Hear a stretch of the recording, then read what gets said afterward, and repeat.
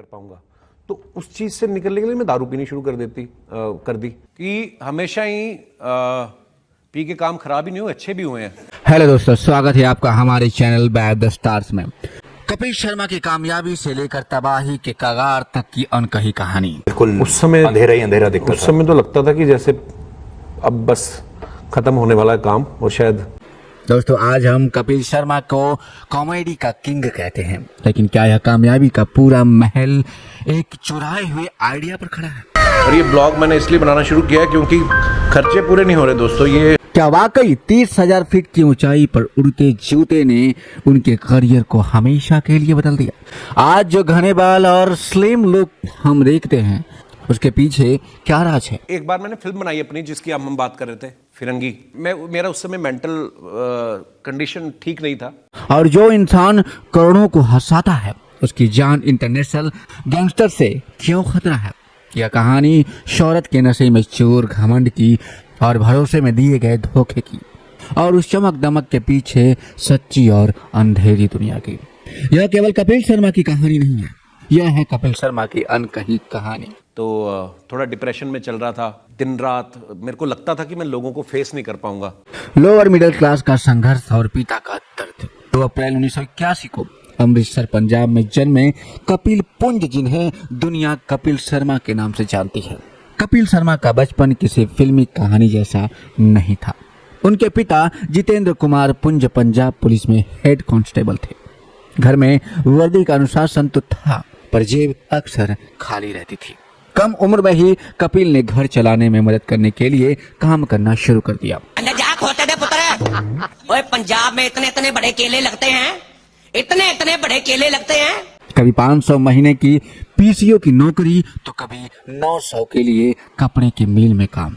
उनके पिता, जो खुद एक थिएटर आर्टिस्ट थे, अपने बेटे में उस चिंगारी को पहचान गए जिसे वो खुद कभी हवा नहीं दे पाए। उन्होंने हमेशा कपिल को परफॉर्मेंस करने के लिए प्रोत्साहित किया। कपिल अनजाने में ही अपने पिता के अधूरे सपनों को जी रहे थे। साल 1997 में जब कपिल सिर्फ 16 साल के थे, उनके पिता को कैंसर हो गया। अगले 7 साल उस परिवार के लिए किसी नर्क से कम नहीं थे। पिता का दर्द और अपनी लाचारी को देखकर कपिल ने खुद कबूल किया था कि वो भगवान से प्रार्थना करने लगे थे कि उनके पिता को इस पीड़ा से मुक्ति मिले।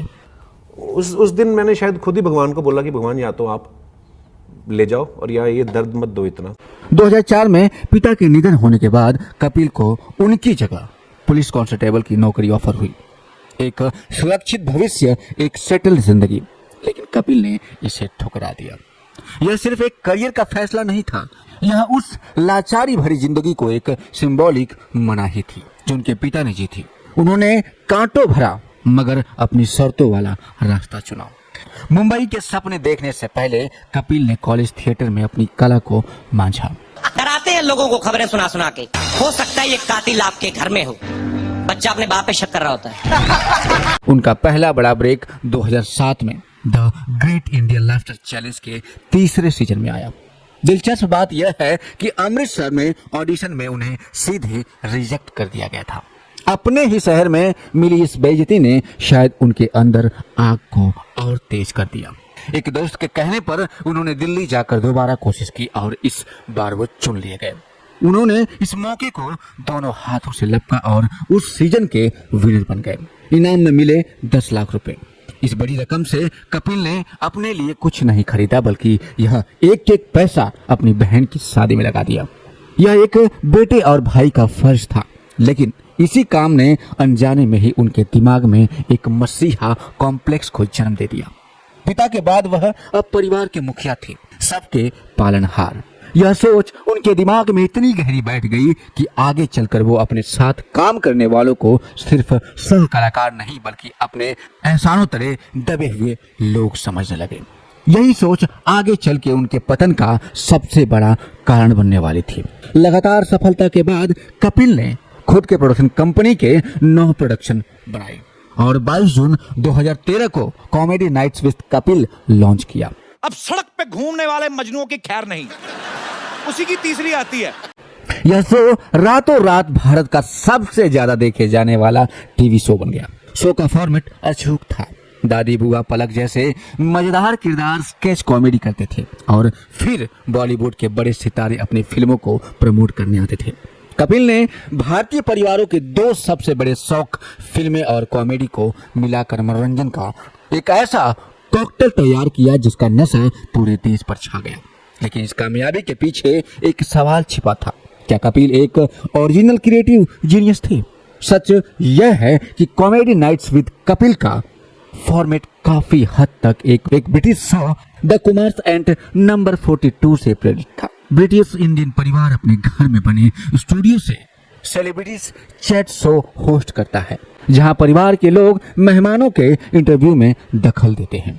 यह कॉन्सेप्ट कॉमेडी नाइट से इतना मिलता जुलता था कि इसे सिर्फ इत्तेफाक नहीं कहा जा सकता। यह सच्चाई कपिल की सेल्फ मेड जीनियस वाली इमेज को सबसे बड़ा धक्का पहुंचाती है। यह दिखाती है कि उनकी सबसे बड़ी कामयाबी एक मूल रचना नहीं बल्कि एक शानदार एडेप्टेशन थी। बाद में उनके राइटर पर एक stand up comedian Abhijeet Ganguly ने भी अपना जोक चुराने का आरोप लगाया था। यह सब मिलकर एक ऐसे पैटर्न्स की ओर इशारा करता है जहां क्रिएटिविटी अक्सर उधार ली गई थी। 30,000 फीट पर जूता कांड और अहंकार का ज्वालामुखी। मार्च 2017 की बात है। कपिल शर्मा और उनकी टीम ऑस्ट्रेलिया में एक शो के बाद मेलबर्न से मुंबई लौट रही थी। बिजनेस क्लास में सफर कर रहे कपिल नशे में धुत थे। जैसे ही केविन क्रू ने खाना परोसना शुरू किया, टीम के कुछ सदस्यों ने खाना शुरू कर दिया। यह देखकर कपिल का पारा 7वें आसमान पर पहुंच गया। चश्मदीदों के मुताबिक वो चिल्लाने लगे, जब मैंने खाना शुरू नहीं किया तो तुम लोगों ने कैसे ले लिया खाना?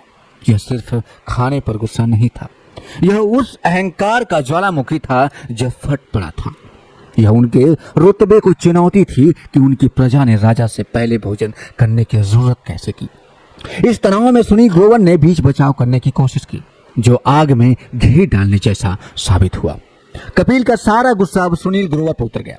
उन्होंने अपना जूता उतारा और सुनील ग्रोवर को दे मारा। वो यहीं नहीं रुके, उन्होंने सुनील ग्रोवर का कॉलर पकड़ा और कई थप्पड़ भी मारे। लेकिन शारीरिक हमले से ज्यादा जहरीले उनके शब्द थे। उन्होंने चिल्ला चिल्ला कर कहा, तुम लोगों को मैंने बनाया है, सबका करियर मैं खत्म कर दूंगा। फिर उन्होंने सुनील ग्रोवर को निशाना बनाया। यह लड़ाई खाने को लेकर नहीं थी, यह एक पावर प्ले था। सुनील ग्रोवर की बढ़ती लोकप्रियता कपिल के सिंहासन के लिए खतरा थी। उनकी वापसी कपिल के दिमाग में एक हार थी। यह हिंसा उस दबी हुई इनसिक्योरिटी का नतीजा थी कि कोई साइड किक राजा को टक्कर देने की हिम्मत कैसे कर सकता है। इस घटना के लीक होने से ठीक पहले कपिल ने अचानक सोशल मीडिया पर अपनी गर्लफ्रेंड गिन्नी चतरथ के साथ अपने रिश्ते का ऐलान कर दिया। गिन्नी से मेरी मुलाकात हुई थी कॉलेज में। इसे मीडिया का ध्यान हटाने की एक सोची समझी पीआर स्ट्रेटजी के तौर पर देखा गया, लेकिन तब तक बहुत देर हो चुकी थी। इस एक घटना के बाद शो की जान कहे जाने वाले सुनील ग्रोवर, अली असगर और चंदन प्रभाकर ने शो छोड़ दिया। कपिल का हंसता खेलता साम्राज्य एक ही रात में बिखर गया। सुनील ग्रोवर के जाने के बाद शो की आत्मा चली गई। कपिल की जिंदगी भी पटरी से उतर गई। उनकी फिल्म फिरंगी बॉक्स ऑफिस पर बुरी तरह से पिटी, जिससे उन्हें भारी नुकसान हुआ। जो आदमी कल तक कामयाबी के शिखर पर था, वो अब गहरे डिप्रेशन, शराब की लत और आत्महत्या के ख्यालों से जूझ रहा था। वो दिन में भी शराब पीने लगे और अक्सर शूट कैंसिल कर देते थे। बिल्कुल उस समय अंधेरा ही अंधेरा दिखता उस समय तो लगता था कि जैसे अब बस खत्म होने वाला है काम। और शायद एक बार तो उन्होंने शाहरुख खान और अजय देवगन जैसे बड़े सितारों को घंटों इंतजार कराने के बाद भी शूट को रद्द कर दिया था। सफलता का नशा अब उतर चुका था और सामने थी एक कड़वी अकेली हकीकत।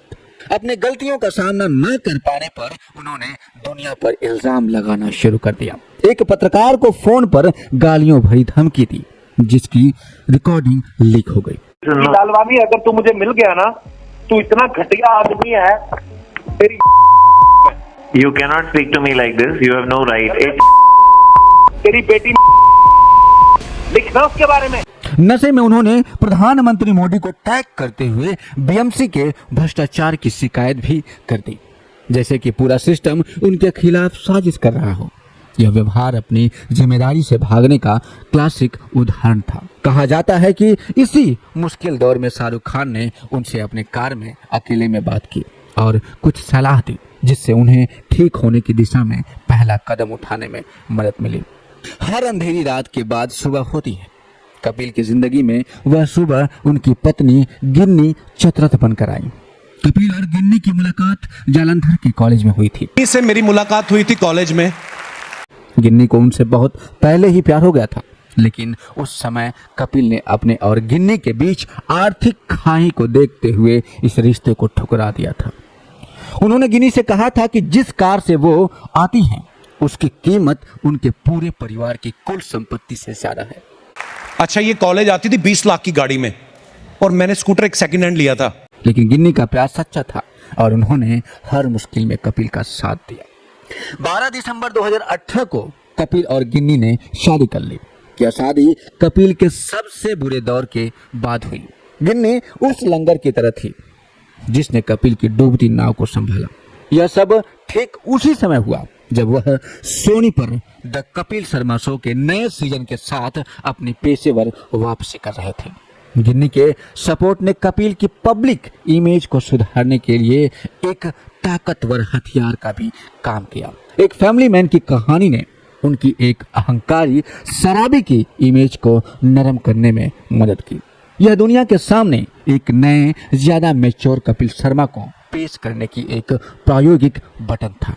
नए मंच पर पुरानी कॉमेडी का बोझ कपिल ने वापसी तो कर ली, लेकिन समय के साथ उनके शो के ह्यूमर के खिलाफ आलोचना बढ़ने लगी। इसे अक्सर दोहराने वाला, मिसोजिनिस्टिक पत्नियों पर किए जाने वाले मजाक और शारीरिक बनावट का मजाक उड़ाने वाला बताया जाने लगा। खासकर सुमोना चक्रवर्ती और अर्चना पूरम सिंह पर किए जाने वाले क्लासिक ह्यूमर पर बहुत ज्यादा निर्भर रहने लगे। हाल ही में डायरेक्टर एटली के साथ हुआ विवाद इसका उदाहरण है कि कपिल ने एटली से पूछा कि क्या सितारे उनसे मिलने पर पूछते हैं कि असली एटली कहाँ है, जो उनकी त्वचा के रंग और कद पर एक भद्दा तंज था। और एटली ने भी बड़ी गरिमा के साथ जवाब दिया कि किसी को उसकी शक्ल से नहीं बल्कि उसके दिल से आंकना चाहिए। कपिल के करियर का अगला बड़ा कदम उनका Netflix stand up special I am not done it को मिली जुली समीक्षाएं मिली।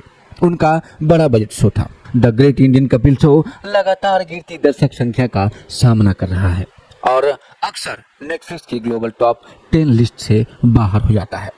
यह सब एक बुनियादी समस्या की ओर इशारा करता है। कपिल शर्मा ब्रांड जो भारतीय सैटेलाइट टीवी के मास मार्केट दर्शकों पर फला फूला, वो नेटफ्लिक्स के ग्लोबल ज्यादा समझदार और क्वालिटी पर ध्यान देने वाले दर्शकों के साथ तालमेल नहीं बिठा पा रहा है। सुमोना चक्रवर्ती एक और अनसुनी विदाई। कपिल की शो की जब भी बात होती है तो एक चेहरा हमेशा याद आता है, उनकी ऑन स्क्रीन पत्नी सुमोना चक्रवर्ती का। उनकी नोक झोंक पर पूरा हिंदुस्तान हंसता है। कपिल के शो में सुमोना का किरदार एक ऐसी पत्नी का था जिसके होठ और मुंह कपिल के जोक्स का परमानेंट टारगेट थे। बतख जैसे होठ है तेरे और बड़ा अजीब मुंह है तेरा। लेकिन जब नेटफ्लिक्स पर कपिल शर्मा ने वापसी की तो पूरी पुरानी कास्ट वापस आ गई, जिसमें सबसे बड़ी सरप्राइज एंट्री सुनील ग्रोवर की थी। मतलब कब से बुला रहे हैं आपको? आप आ ही नहीं रहे थे। 6 साल से बुला रहे हैं। वैसे तो मैं देखता रहता हूँ आपको अलग अलग फिल्मों में, वेब सीरीज में। मैं भी आपको बहुत आपका काम एंजॉय करता हूँ। लेकिन सुमोना चक्रवर्ती कहीं नहीं दिखाई दी। कहा जाता है कि कपिल ने उन्हें शो से बाहर कर दिया और सबसे चौंकाने वाली बात तो यह थी कि उन्हें इस बारे में बताया ही नहीं गया।